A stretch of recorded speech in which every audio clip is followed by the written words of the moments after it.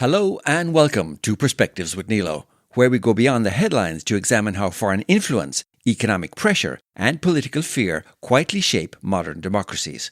I'm your host, Neil O'Sullivan. If this is your first time joining us, we have almost 90 past episodes on topics ranging from China's influence in Ireland to insightful interviews with human rights advocates, as well as interesting movie reviews and much more. So be sure to check out Perspectives with Neilo on your favourite podcast app or at pwneilo.com. And while you're there, why not hit that subscribe button and follow us, as it really helps with episode discovery. Cheng Li-wun is the chairwoman of Taiwan's opposition party, the Kuomintang, also known as the KMT or Chinese Nationalist Party. Earlier in April, she visited Beijing, becoming the first sitting leader of the KMT to meet with Chinese leader Xi Jinping in over a decade. The last active KMT chairperson to meet with Xi was Hung Shu-chu in 2016. Political commentators point to a combination of domestic and geopolitical factors to explain why more than a decade passed between KMT and CCP leadership summits. For much of that period, KMT leaders sought to moderate the party's image and distance themselves from accusations of being overly close to Beijing, reflecting a Taiwanese electorate that had grown increasingly wary of China's authoritarian direction. At the same time, Beijing appeared unwilling to engage with KMT leaders who did not fully align with its preferred political framework. The political risks of such meetings also increased dramatically after 2016.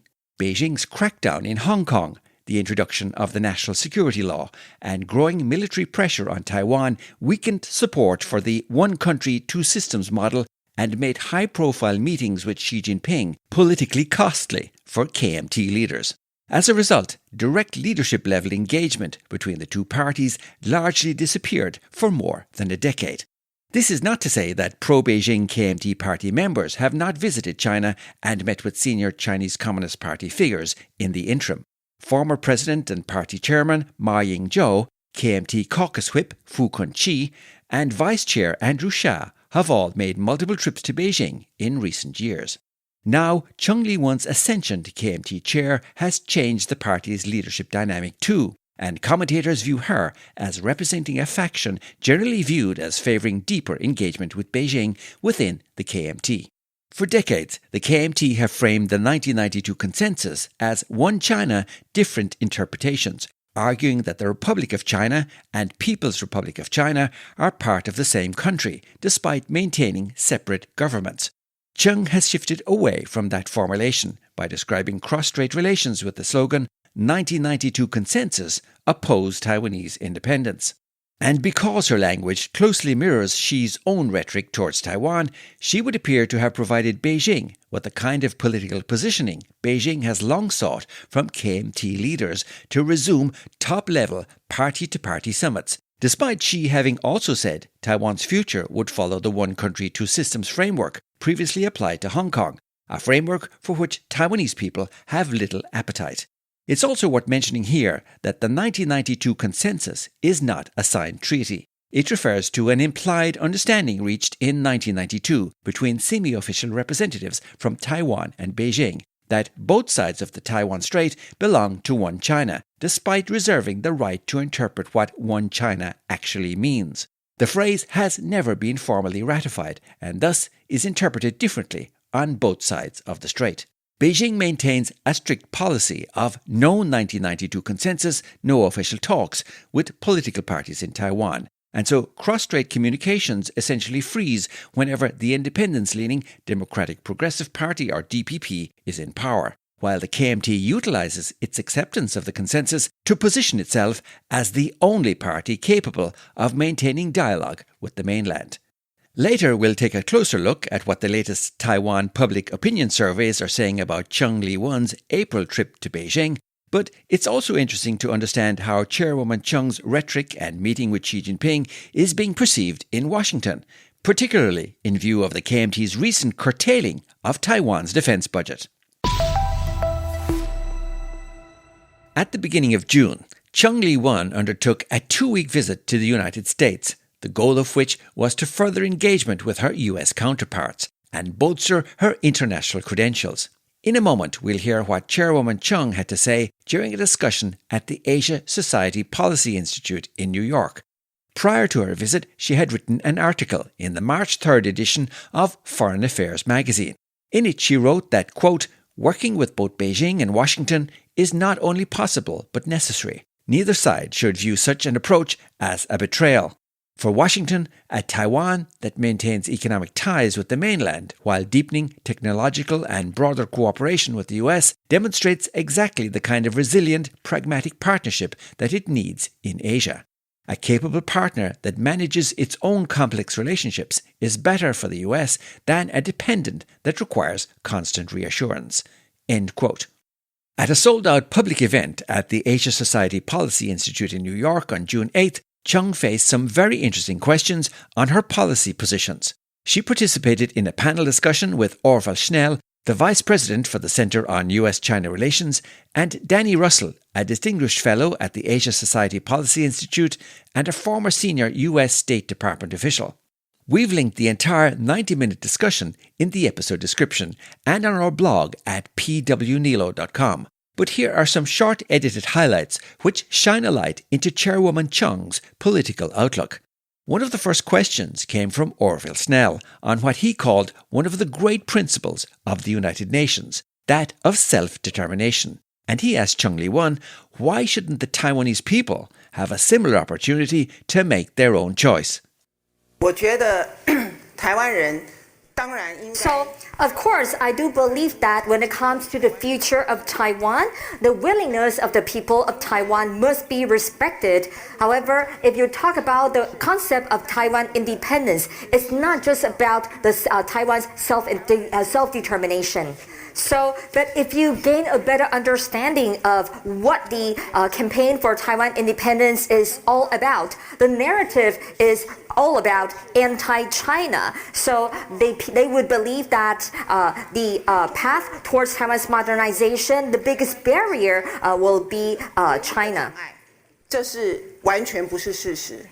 Perhaps the lack of clarity in that answer led to the next question, in which Danny Russel asked whether in her recent meeting with Xi Jinping she got any indication whether he would be willing to accept a long-term status quo in which Taiwan remains a democratic, self-governing society.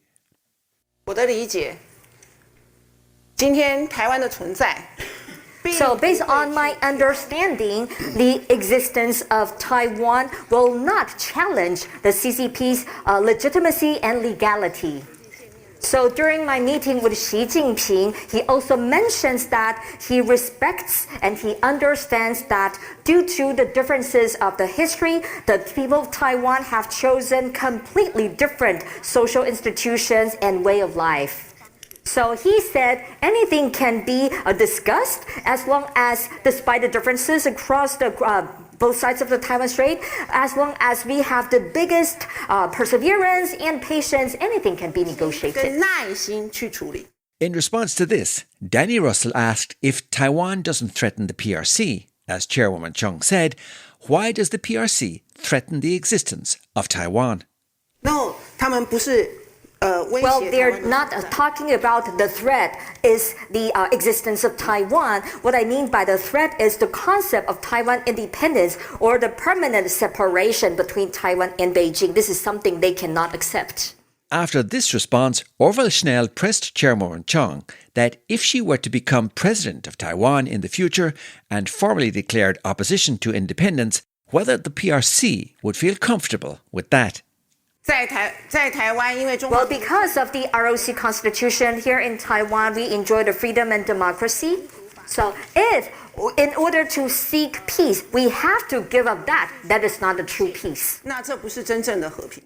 In our introduction, we mentioned that although Beijing continues to advocate one country, two systems for Taiwan, polling consistently shows very little support for that model among Taiwan's public, particularly following developments in Hong Kong.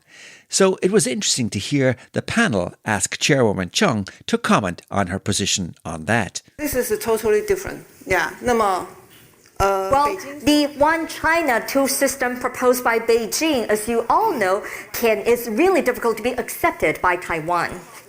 So in Taiwan, we would say that it's one China, but there are two different political entities. Taiwan is a totally different case from Hong Kong. Well, explain Okay? to us why. 因为香 Up 港 until 1997, Hong Kong had been a colony of the United Kingdom. So the UK turned over Hong Kong back to China. 把香港交还给 But in 1945, Taiwan ended the colonial rule by Japan. So back in 1945, after World War II, Japan turned over Taiwan back to China, the Republic of China. You can see that as I have described to you, Taiwan is now a mature democracy with rule of law, which is very different from Hong Kong. So no one can turn Taiwan or hand Taiwan back to China. 可以把台湾 handed over into mainland China, right?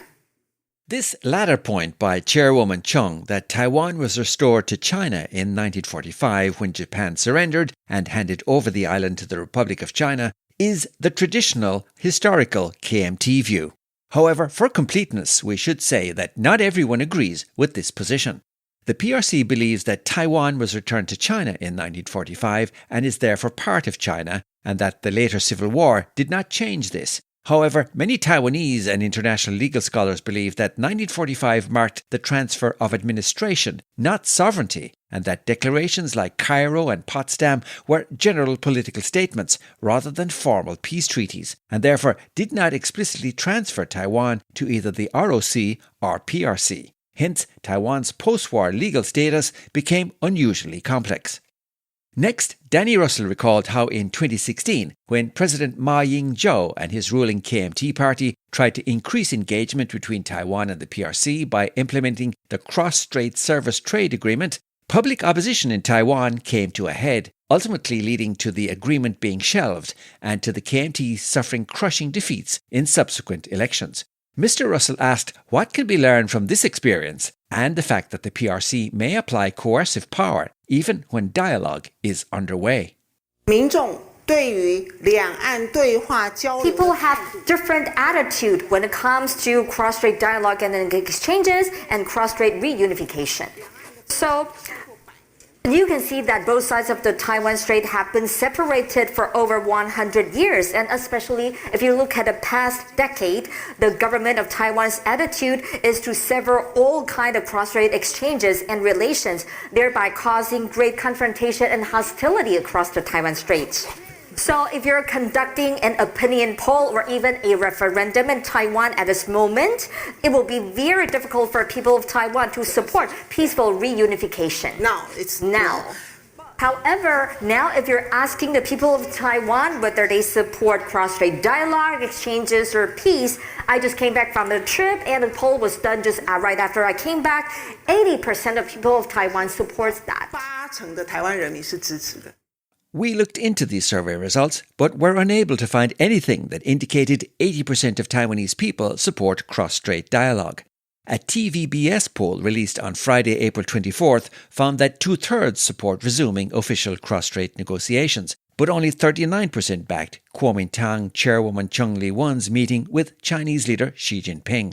Another survey released on June 15th by the Taoyuan National Development Education Foundation showed Taiwanese support for cross-strait negotiations has fallen to 62%, down from over 75% a decade earlier. Asked whom they trust more to lead the negotiations, former President Tsai Ing-wen led with 21.8%, followed by President William Lai with 13.3%, and Legislative Speaker Han Kuo-yu with 11.6%. KMT Chairwoman Cheng Li-wun scored 8.5%, while 7.8% said they did not trust anyone to handle the negotiations. A third poll released in mid-May by the Brookings Institution, which explored opinions across party lines, concluded that for DPP-aligned voters, both the 1992 consensus and one country, two systems were not acceptable. For KMT-aligned voters, however, the 1992 consensus, and specifically Cheng's framing of the consensus and opposition to Taiwanese independence, is overall seen positively.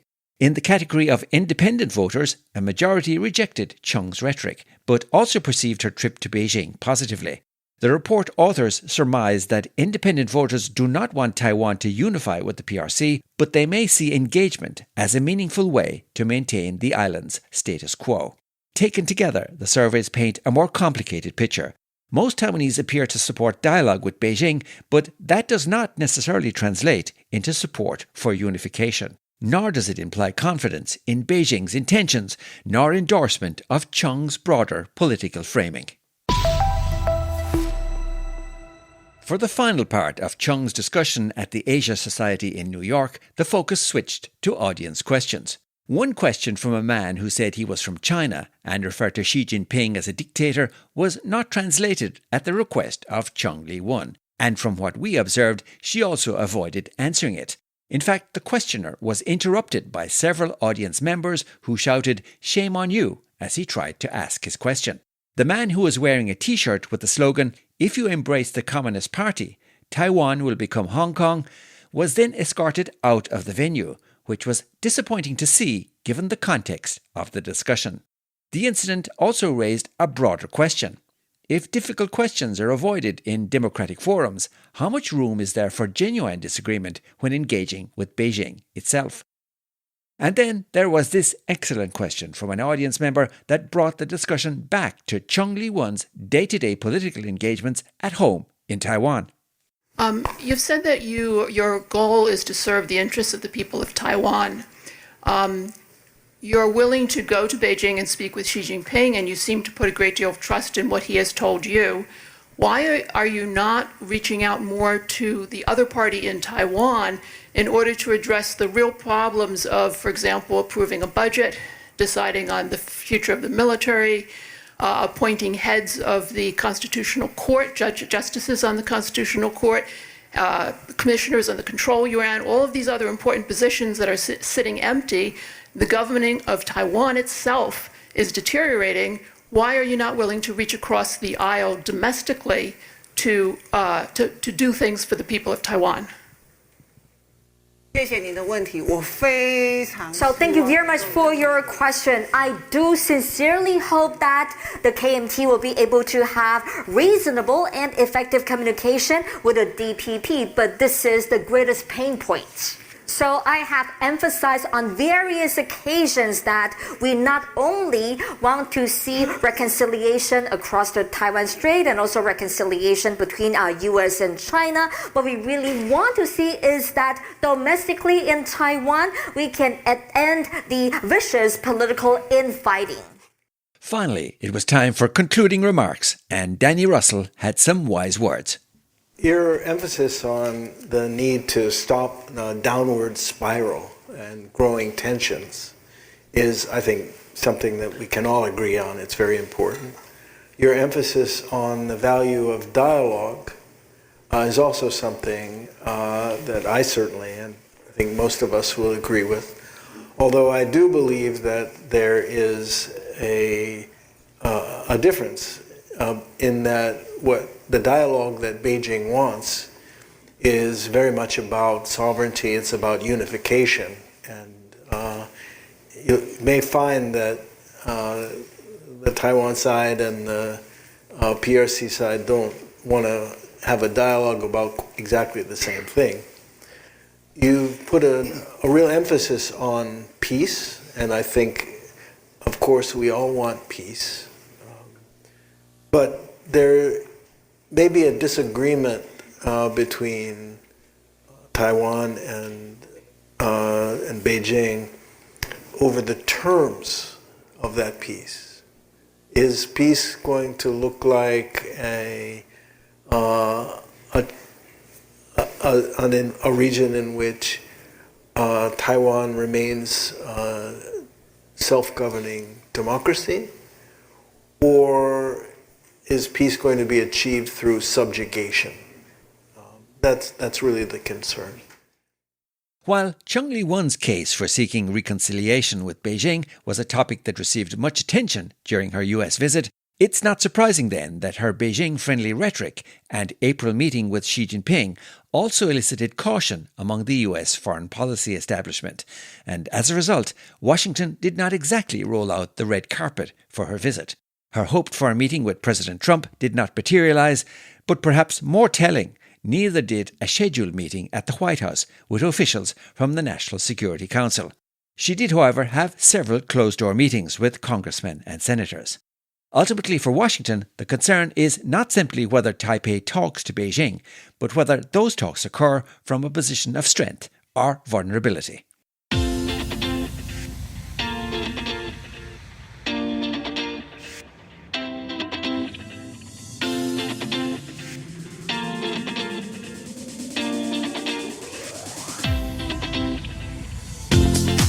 We've placed a link to the entire 90-minute discussion of Cheng Li-wun's visit to the Asia Society Policy Institute, as well as links to additional information on her visits to both Beijing and the USA, including the various surveys we referred to, in the Dive Deeper section of our blog.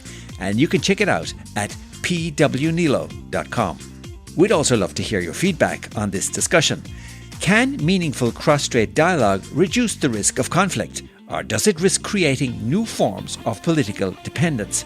Drop us a comment on our Perspectives with Neilo social media pages or whichever app you use to listen to the podcast. You can also contact us via our blog at pwneilo.com. And if you enjoyed this episode and don't want to miss any future episodes, don't forget to hit that subscribe or follow button. This is the best way to support us and really helps motivate us to keep producing content. But that's where we leave it for now. Thank you for listening, and until the next time, 再见.